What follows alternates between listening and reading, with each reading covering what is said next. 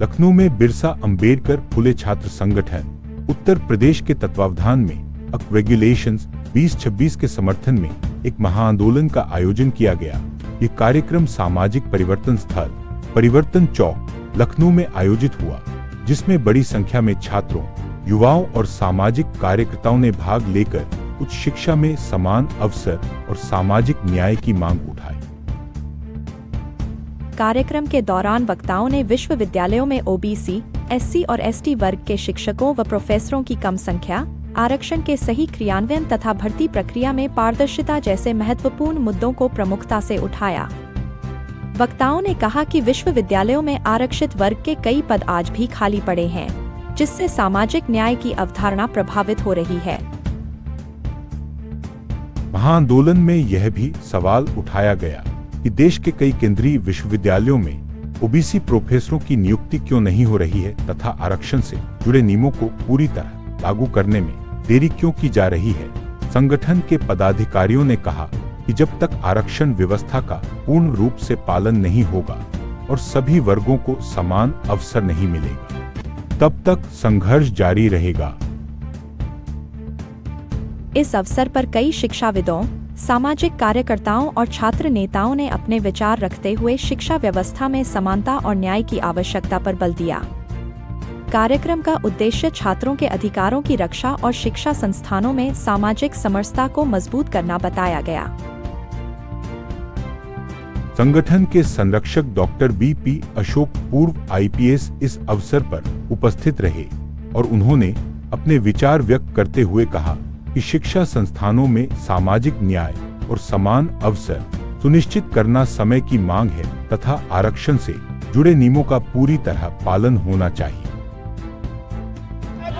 लागू करो, लागू करो, यूजीसी लागू करो, लागू करो, लागू करो, भेदभाव बंद करो, बंद करो, बंद करो, भेदभाव बंद करो, बंद करो, बंद करो, भारतीय संविधान जिंदाबाद, जिंदाबाद, जिंदाबाद, भारतीय संविधान जिंदाबाद, जिंदाबाद, जिंदाबाद। द्वारा यूजीसी के लिए समर्थन महाआंदोलन का कार्यक्रम जो है यहाँ पे रखा गया है।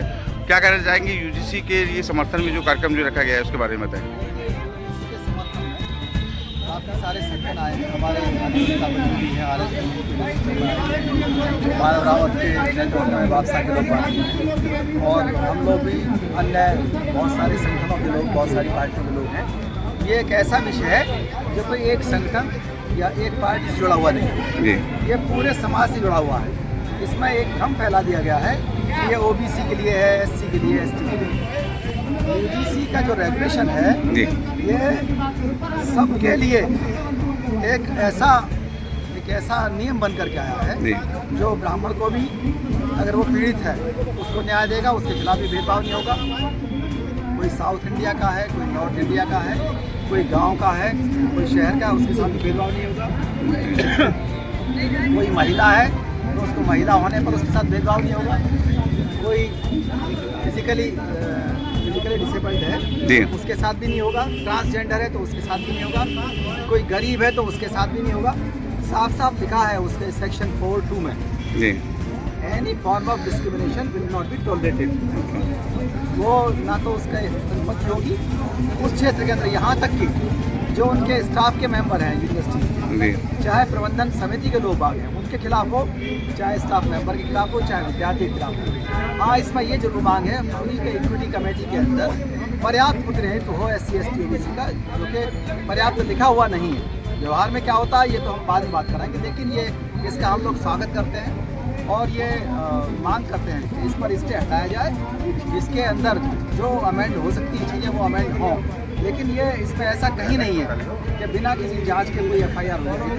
जो मामले एफआईआर के काबिल हैं वो तो इक्विटी हेल्पलाइन से पहले ही भेज दिए जाएंगे। उनके लिए तो एक्ट बने हुए हैं अधिकतर, उनके लिए बीएनएस बना हुआ है, उनके लिए एससी एसटी एक्ट बना हुआ है बहुत से। लेकिन ये सोचा गया है कि जो हमारी यूनिवर्सिटीज़ हैं, डिग्री कॉलेज है, ये पावर हाउस है। इस पावर हाउस के अंदर छात्रावास भी हैं, मेस भी हैं, क्लासरूम भी है। ये देखा गया बहुत सी जगह पर कि क्लासरूम के अंदर विद्यार्थियों को खड़ा करके बेइज्जत किया जाता था, उनकी जाति उपजाति पूछी जाती थी, क्षेत्र पूछा जाता था कहाँ के हो, और एक पूर्वाग्रह से ग्रस्त हो जाते थे लोग बात कि ये तो साउथ का है, ये नॉर्थ का है, ये कश्मीर का है, ये पंजाबी है।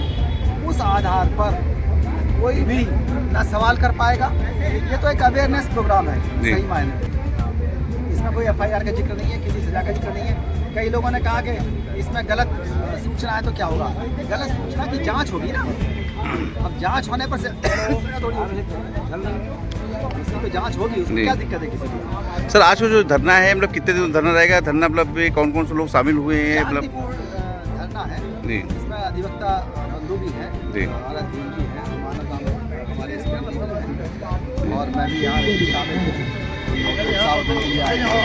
अच्छा काम कर रहे हैं। हालांकि हम लोग चाहते हैं कि विद्यार्थी लोग पढ़ाई भी आज ध्यान दें, लेकिन फिर भी हमें उन्हें नेतृत्व क्षमता उनके अंदर विकसित होती है यूनिवर्सिटीज़ के अंदर से, उसको भी नहीं रोकना। एक विचार आता है, नया विचार है, युवा है, तो उनको उत्साहवर्धन भी करना है और देखिए शांतिपूर्ण रहेगा। इस संबंध में शासन प्रशासन या किसी अधिकारी को या मतलब किसी मंत्री को इसके बारे में अवगत कराया गया है ज्ञापन देकर के कि नहीं अभी कुछ?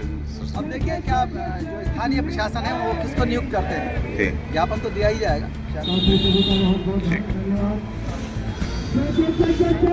या जो कोई भी है उस तरह से जो है कोई भी है उसको, अब उसके साथ अगर भेदभाव होता है, कोई जो है आँख से काना है तो ऐसे में उसको भी जो है उसका भी जो है उसके साथ भी भेदभाव लोग करते हैं। छात्रावासों में देखा गया होगा कि अगर कोई ब्राह्मण समाज का अगर विकलांग है तो उसको जो है उस भाषा से बोलते हैं, अपमानित भाषा से। अगर कोई काला है, चाहे जिस कास्ट का हो, उसमें ब्राह्मण है, क्षत्रिय है, कोई भी है, एससी है, तो उसको जो है जैसा व्यक्ति होता है उसको लोग भेदभाव की दृष्टि से उसके साथ ऐसा व्यवहार करते हैं। ये यूजीसी जो है मना करती है। यूजीसी कहती है कि नहीं ऐसा नहीं है, अमानवीय व्यवहार है, इसलिए हम समर्थन करते हैं। मैं भी एक सामाजिक संगठन है सामाजिक न्याय महासभा, उसका मैं अध्यक्ष हूँ और उत्तर प्रदेश शासन से रिटायर गजेटेड अफसर हूँ। हमारे साथ विभिन्न विभागों के जो कर्मचारी आए हुए हैं जो सेवानिवृत्त हैं, ये लोग भी अपने बच्चों को भविष्य दे करके यहाँ पर आज इकट्ठे हुए हैं। बहुत से लोग हैं अभी जा चुके हैं, कुछ लोग जो है शारीरिक रूप से अक्षम हैं, वो तमाम सीनियर सिटीजन यहाँ पर नहीं है। तो ये छात्रों का ही नहीं है, ये पूरे देश के लोगों के हित के लिए है। इसलिए हम जो है आज यहाँ पर इकट्ठे हैं और आपको धन्यवाद देते हैं कि ये इस अपने चैनल के माध्यम से हमारी आवाज़ को पहुँचाएं। क्या कहना चाहेंगे? यूजीसी विधेयक 2026 के लिए जो है आज धरना दिया जा रहा है, जबकि 19 मार्च को अभी सुनवाई का डेट भी है, नज़दीक डेट है, 13 मार्च हो गया, 6 दिन का समय बचे। क्या कहना चाहेंगे? 19 मार्च को सुनवाई के बाद क्या निर्णय आएगा, क्या मतलब होगा, उसके बारे में क्या कहना चाहेंगे आप बताएं। यूजीसी का अगर सम्मानहीन लोगों को करना था तो जो इन्होंने हाई कोर्ट में दिन डायल किया, ये तो सिर्फ एक प्रोपोगंडा दिखा रहे हैं, लोगों को भ्रमित कर रहे हैं। और बाकी रही बात 19 के बाद की, तो ये जो है हम लोगों की सिर्फ तैयारी बैठक है और हम लोग तैयारी कर रहे हैं और 19 के बाद की जो होगी वो भव्य तैयारी, और हम लोग सड़कों पर उतरेंगे और यूजीसी के समर्थन में यूजीसी को लागू करवा के रहेंगे। हम भी यूजीसी के समर्थन में पंजाब से चलकर आए हैं और यहाँ पे पूरे उत्तर प्रदेश से नहीं पूरे देश से लोग इकट्ठे हुए हैं। तो ये सिर्फ जो संगठनों के राष्ट्रीय अध्यक्ष ही आए हैं जो संकेत दे रहे हैं, एक हम लोग तैयारी बैठक कर रहे हैं। बाकी 19 के बाद जो हमारा होगा वो देखने लायक होगा और हम यूजीसी को लागू करा के ही दम लेंगे।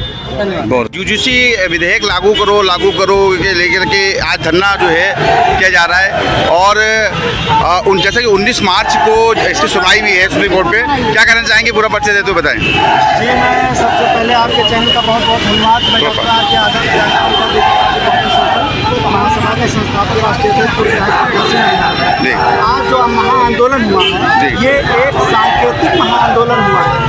अगर 19 तारीख को बहुजन समाज के पक्ष में अगर फैसला नहीं आता है, समर्थन में नहीं आता है, तो हम आने वाले समय बड़ी तादाद की संख्या में जो है सड़कों पे उतर करके हम अपने जनबल के साथ में अपने बाहुल्य मतों से जो है सुप्रीम कोर्ट को और उत्तर प्रदेश की सरकार को दिखाएंगे, दिखा करके हम जो है जबरन अपने हक और अधिकार की लड़ाई लड़ने को काम करेंगे।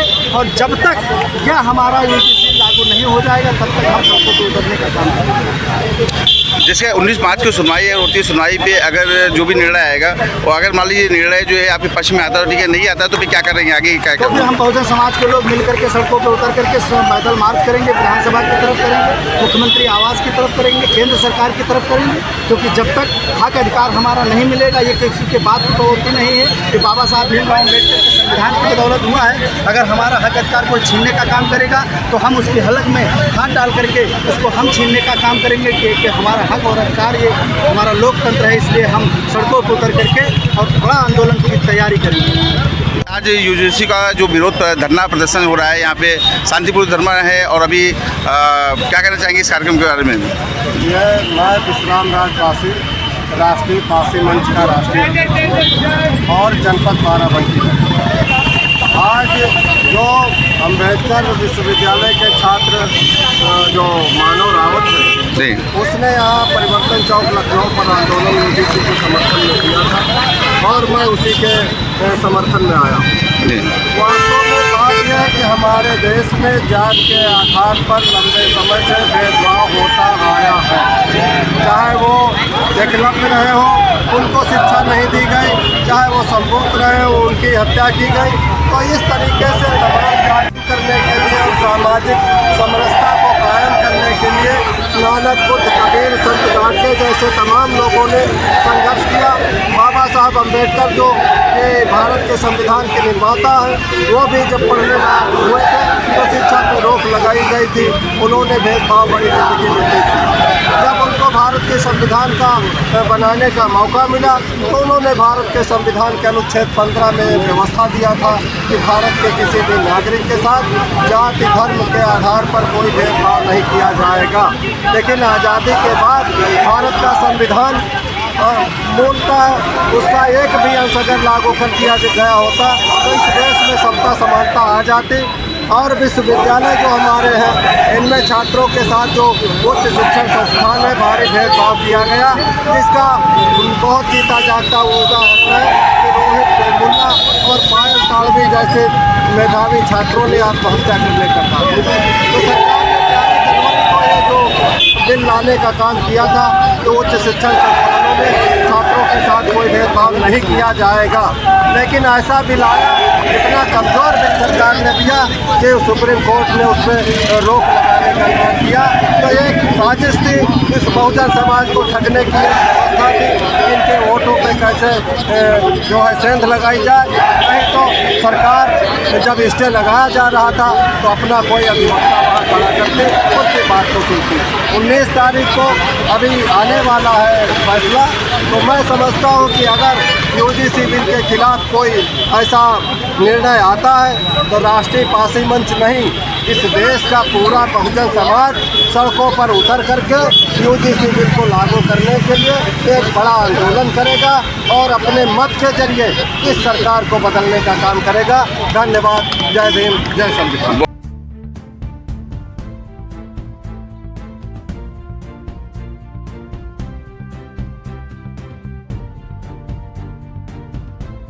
साथियों,